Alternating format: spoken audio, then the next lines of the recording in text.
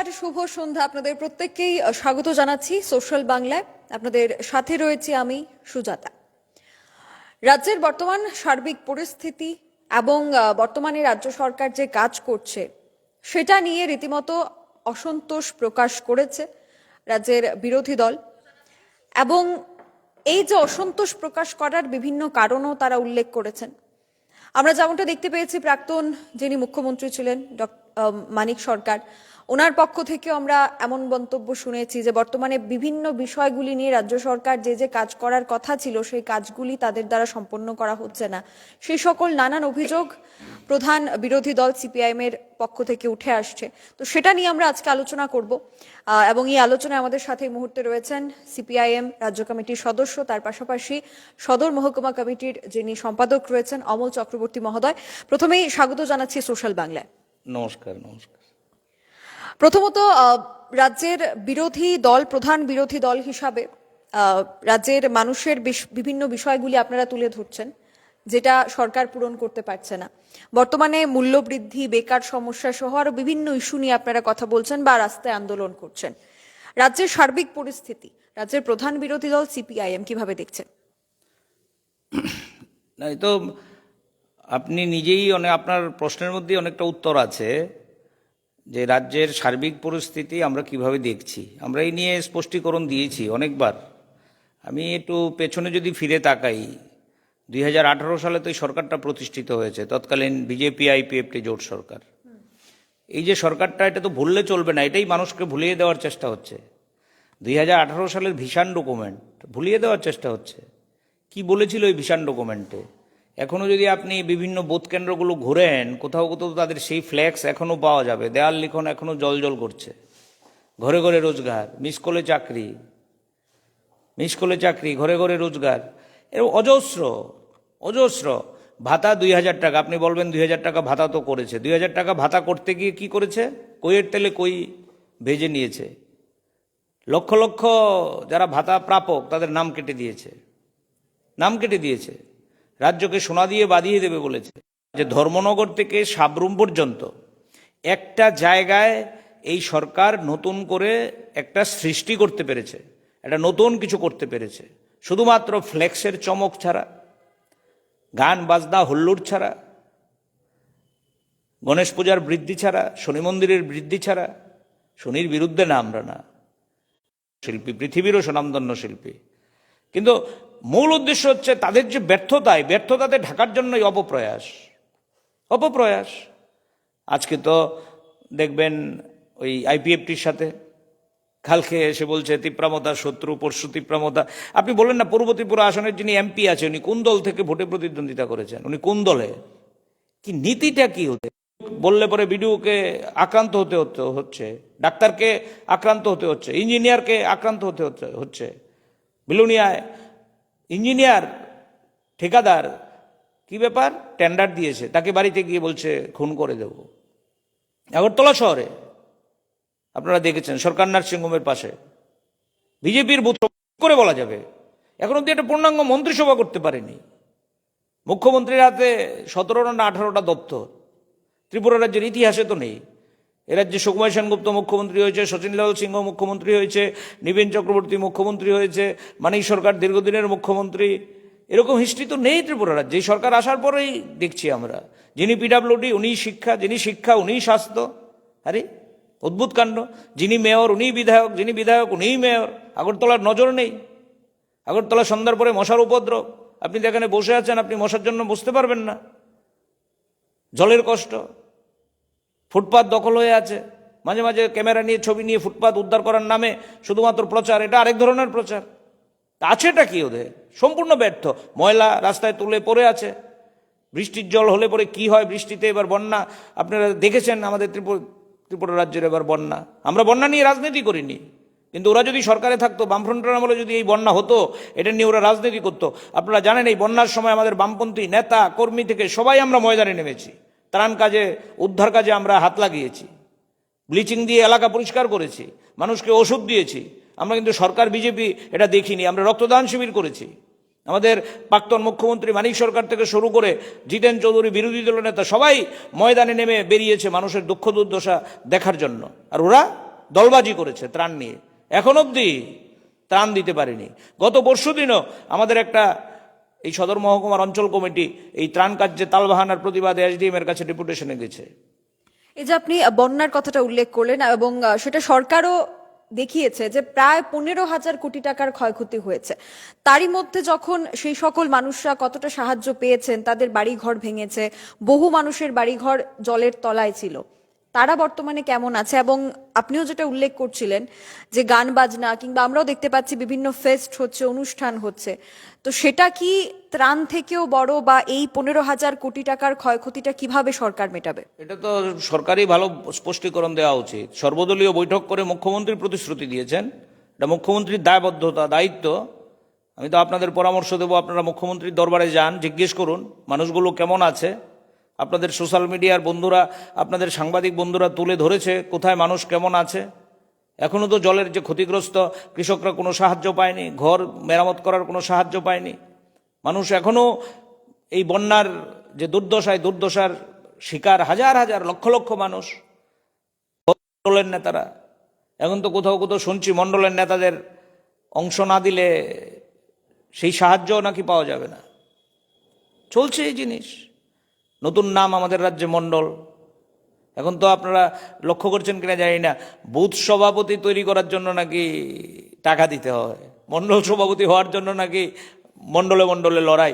দেখলাম, চড়িলাম না কোথায়, বুথ সভাপতিদের ধরে নিয়ে ঘরের মধ্যে তালা দিয়ে রেখেছে, বলছে তুমি আমার সমর্থন করতে হবে, প্রস্তাব করতে হবে আমার নাম। এই তো আর কি দেখেনি ত্রিপুরা বলুন না? ত্রিপুরায় তো কিছু বাকি নেই। এই দলটা সরকারে আসার পর মানুষ সব দেখেছে, অঘটন, সমস্ত অঘটন, সন্তান বিক্রি থেকে শুরু করে আগরতলার রাজপথে। এই যে আমাদের বিল্ডিং, যে বিল্ডিং আপনি বসে আছেন, তার উল্টো দিকে একজন মোবাইল দোকানিকে খুন করে দিল চাকু দিয়ে, পুলিশের সামনে, টিএসআর এর সামনে। তারপর আবার আরেকজনকে গণপিটিয়ে খুন করে দিল। এই জিনিস আগরতলা কখনো দেখেছে, শুনেছে? বিচার নেই তো, বিচার নেই। উদয়পুরে শিক্ষক খুন হয়ে গেল, সবাই জামিনে ঘুরছে, সবাই জামিনে ঘুরছে। কি বলবে? কথা প্রসঙ্গে আপনি বলছিলেন বন্যা, আমি তো বলছি এই দল তারা নিজেরা বলেছে 15,000 কোটি টাকা মিনিমাম ক্ষতি হয়েছে। দিল্লি, আমরা বলেছি দিল্লিতে যান, কথাবার্তা বলেন, লাগলে আমরাও, বিরোধী দলনেতা আমাদের জিতেন চৌধুরী মিটিংয়ে গেছেন, গিয়ে বলেছেন লাগলে আমরা সাহায্য করব। না, মোদির প্রশংসায় পঞ্চমুখ, মোদির জন্মদিন পালন করছে, ট্রিপল ইঞ্জিন, টাকা নাকি কলসে করে আসছে, কিন্তু টাকা কোথায়? কোথায় টাকা? যদি টাকাই থাকতো বন্যায় তারা সাহায্য করত।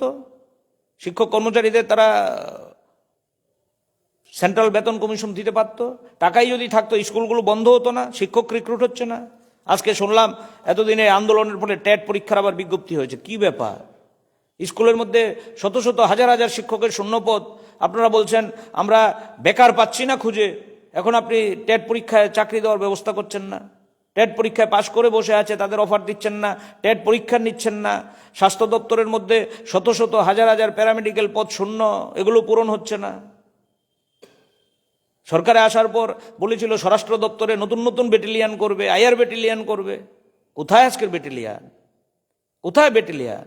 যেই টিএসআর আমাদের রাজ্যের গর্ব ছিল, তারা আজকে চোখের জল ফেলছে। আমি কত বলবো বলুন না? আমাদের রাজ্যে শুনেছেন কোনোদিন স্কুল বন্ধ হয়েছে? বামফ্রন্ট সরকারের নামে তো অনেক গালমন্দ করে। একটা স্কুল বন্ধ হয়েছে? বামফ্রন্ট সরকার সিদ্ধান্ত নিয়েছিল, স্কুল খোলার সিদ্ধান্তটা কেউ যদি মনে করে লাভালাভ দিয়ে হবে, তাহলে হবে না তো। স্কুল খোলার সিদ্ধান্ত লাভালাভ দিয়ে হয় না।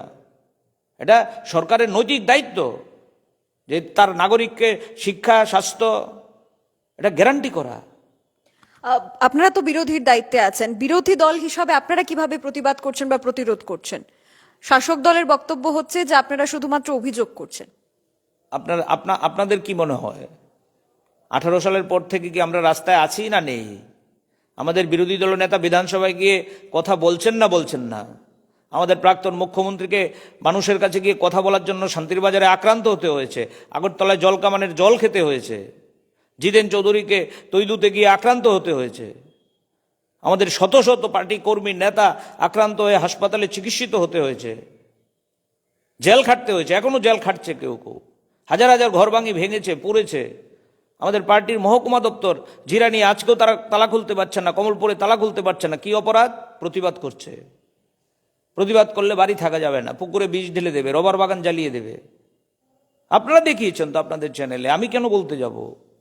এরা যেটা গণতন্ত্রের নমুনা, প্রোগ্রাম করতে চাইলে পারমিশন দেয় না, প্রোগ্রাম করলে পরে পুলিশের মামলা হয়ে যায়।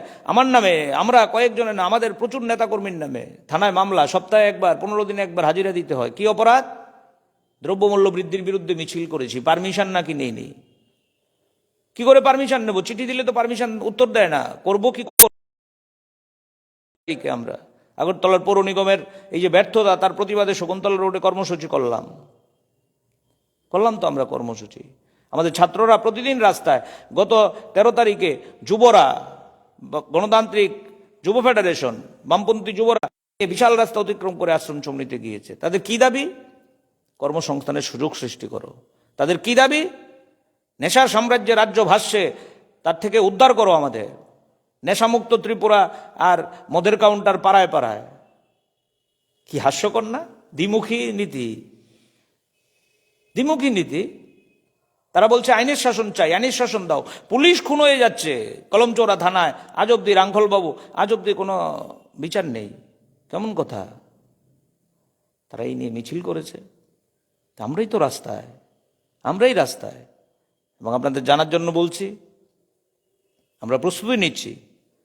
আমাদের পার্টির সাংগঠনিক পরিক্রমা চলছে। আমাদের নিচু স্তরে যে আমাদের শাখা কমিটি, আমরা নিচু স্তর থেকে জানেন আমাদের গণতান্ত্রিক দল, ওখান থেকে আমরা সম্মেলন করে আমরা অঞ্চল স্তরের সম্মেলন আমরা শেষ করেছি। এখন আমাদের রাজ্যের মধ্যে প্রায় 24টার মতো মহকুমার সম্মেলন প্রায় শেষের পথে।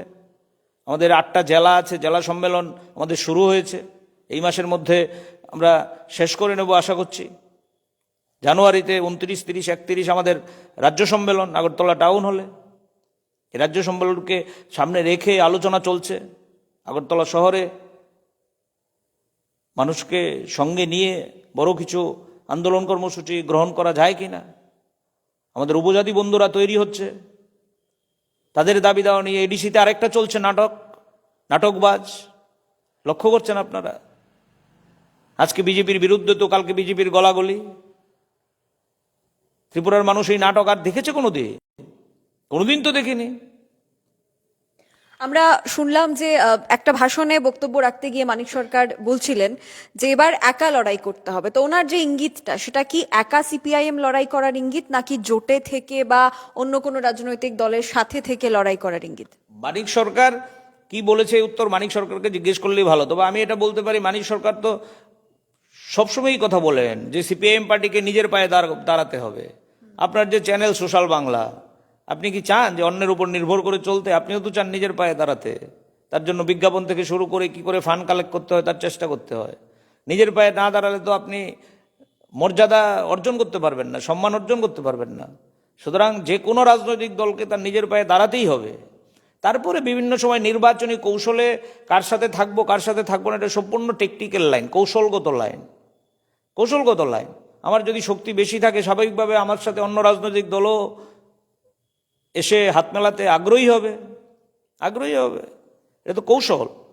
সুতরাং নির্বাচনে কোন রাজনৈতিক দলের সাথে আমরা, ধরুন শীর্ষ সমঝোতাই বলুন বা যাই বলুন না কেন, এটা হচ্ছে নির্বাচনী কৌশল, এটা নির্বাচনের আগের প্রশ্ন।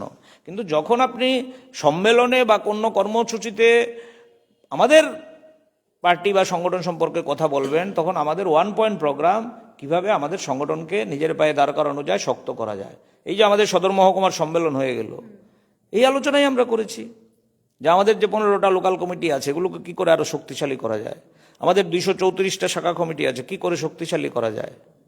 রাজ্যের যে আমাদের এতগুলো মহকুমা কমিটি আছে, কি করে শক্তিশালী করা যায়। এটাই তো আলোচনা।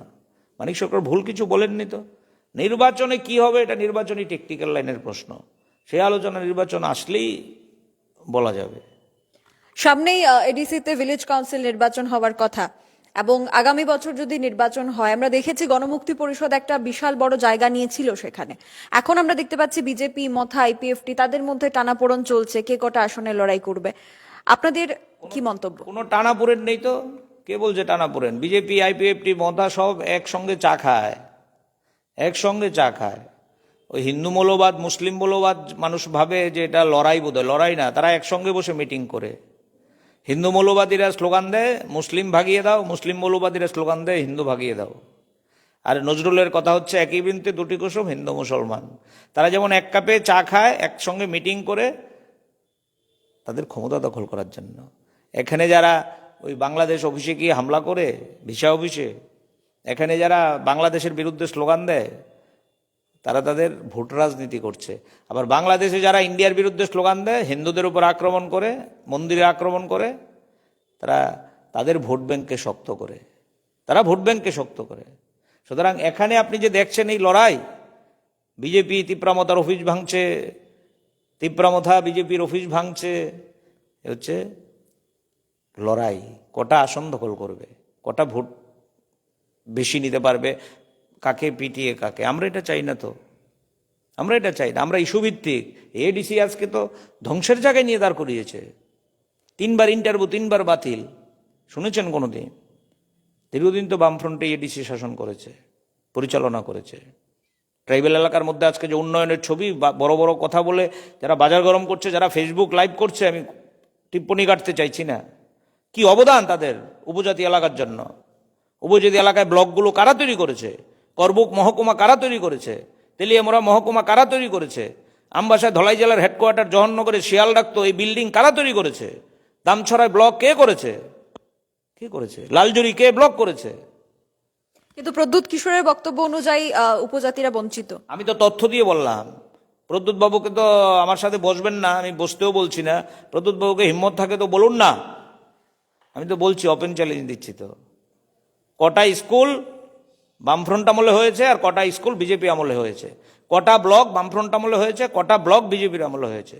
কটা উপজাতি কল্যাণ দপ্তরের বাজেট বামফ্রন্ট আমলে কত ছিল, বিজেপি আমলে এখন কত হয়েছে?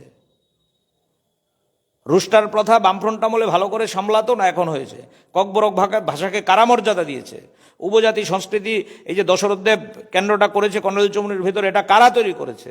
কারা কারা করেছে? এমবিবি কলেজে এমবি মহারাজা বীর বিক্রম বিশ্ববিদ্যালয় কারা তৈরি করেছে? সূর্যমণিনগরে বিশ্ববিদ্যালয়ে বীর বিক্রম শতবার্ষিকী হল কারা তৈরি করেছে? খুমলুঙের নাম কে দিয়েছে? এডিসি হেডকোয়ার্টারে খুমলুঙের নামটা কে দিয়েছে? খুমলুঙের নাম আমি জিজ্ঞেস করি। খুমলুঙের মধ্যে একটা হল আছে নোডই বলে, সাংবাদিক বন্ধুরা যারা আছেন, হলটা কে বানিয়েছে? কে বানিয়েছে? খুমলুঙের এই সুন্দর পার্ক গেছেন কিনা কোনোদিন? আমি বলবো বেরিয়ে আসবেন, ঘুরে আসবেন। আপনারা অনুষ্ঠানও করতে পারেন ওখানে, জানি না এখন তিপ্রামথার ছেলেরা দেবে কিনা করতে। সুন্দর পার্ক, আগরতলা থেকে যেত সবাই বেড়াতে উইকেন্ডেতে। কারা করেছে? কি বলছেন? বলার জন্য? মানিক সরকারকে আক্রমণ করার জন্য? লাল ঝান্ডাকে আক্রমণ করার জন্য? মানুষ সব জানে, মানুষ সব বোঝে। মানুষ সঙ্গত হচ্ছে, সমবেত হচ্ছে। আপনাদের জানার জন্য বলছি, জিএমপি, টিওয়াইএফ, টিএসইউ তারা প্রস্তুতি নিচ্ছে। জানুয়ারি মাসের প্রথম বা দ্বিতীয় সপ্তাহে তারা আন্দোলন কর্মসূচিতে নামবে। পাহাড় এলাকায় উপজাতিরা বুঝতে পেরেছে যে আমাদের ঠকাচ্ছে। আলাদা রাজ্য না, আলাদা সাম্রাজ্য। আলাদা রাজ্য না, আলাদা সাম্রাজ্য। একজনের রাজ্যের লড়াই এটা। এই জিনিস চলবে না এই রাজ্যে। রাজতন্ত্রের বিরুদ্ধে লড়াই করে এ রাজ্যে দশরথ দেব, সুধর্ণ দেববর্মারা উপজাতিদের ঘরে শিক্ষার আলো পৌঁছে দিয়েছে। উপজাতি এলাকায় স্কুল খুলেছে।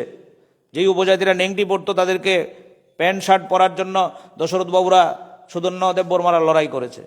নিবেন চক্রবর্তী, দশরথ দেববর্মা হাত ধরাধরি করে 1978 সালে বামফ্রন্ট সরকার তৈরি করে এই রাজ্যের মধ্যে 1987 সালে বিশ্ববিদ্যালয় করেছে, 2005 সালে মেডিকেল কলেজ করেছে।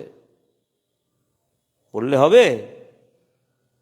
এ রাজ্যে পূর্ণ রাজ্যের মর্যাদা থেকে শুরু করে এ রাজ্যকে বিধানসভা ভবন তৈরি করা, নতুন সেক্রেটারিয়েট তৈরি করা, আইন কলেজ তৈরি করা কারা করেছে? গল্প করছে না? ফ্লেক্স লাগালেই হবে। মানুষের জীবন অভিজ্ঞতা সবচেয়ে বড় সম্পদ না? প্রচার, শুধুমাত্র প্রচার। লক্ষ লক্ষ কোটি কোটি টাকা প্রচারে খরচ করছে, আর ফ্লেক্সের মেশিন লাগিয়ে বিজেপির নেতারা ব্যবসা করছে। এই জিনিস চলবে না। মানুষ ক্ষমা করবে না। অপেক্ষা করুন। ইতিহাস এই কথাই বলে, আমাদের রাজ্যেও ইতিহাসের পুনরাবৃত্তি হবে। ইতিহাসের পুনরাবৃত্তি হবে। একেবারেই আমরা আলোচনায় ছিলাম এতক্ষণ পর্যন্ত, এবং সেখানে দাঁড়িয়ে বিরোধী রাজনৈতিক দল, বিশেষ করে রাজ্যের প্রধান বিরোধী রাজনৈতিক দলের আগামী দিনে কি কি পরিকল্পনা রয়েছে এবং যে যে অভিযোগগুলি তারা করেছেন সেগুলি কিভাবে তারা মানুষের সমস্যা সমাধান করবেন, রাস্তায় নামবেন, সে বিষয় নিয়ে আমরা কথা বলছিলাম। একেবারে শেষে দর্শকদের উদ্দেশ্যে কি বলতে চাইবেন আপনাদের দলের পক্ষ থেকে? দর্শকরা তো সব জানেন, সব বুঝেন। দর্শকদের আমি কি বলবো, আমরা দর্শকদের থেকে শিখি, জনগণ থেকে শিখি। আমরা রবীন্দ্রনাথের এই কথাকে বিশ্বাস করি, মানুষের উপর বিশ্বাস হারানো পাপ। আমরা বিভিন্ন মহাপুরুষরা যে কথা বলেছেন, মানুষ আপন টাকা পর, যত পারিস মানুষ ধর, আমরা মানুষকে ধরতে চাইছি। আমরা মানুষকে ধরতে চাইছি। মানুষ থেকে আমরা প্রতিদিন শিক্ষা গ্রহণ করছি বলেই তো প্রতিদিন দরজায় দরজায় মানুষের কাছে যাচ্ছি, সকালবেলা বিকেলবেলা 2 টাকার কুপন নিয়ে মানুষের কাছে যাই, আমাদের 2 টাকা সাহায্য করুন, আমরা সম্মেলন করব।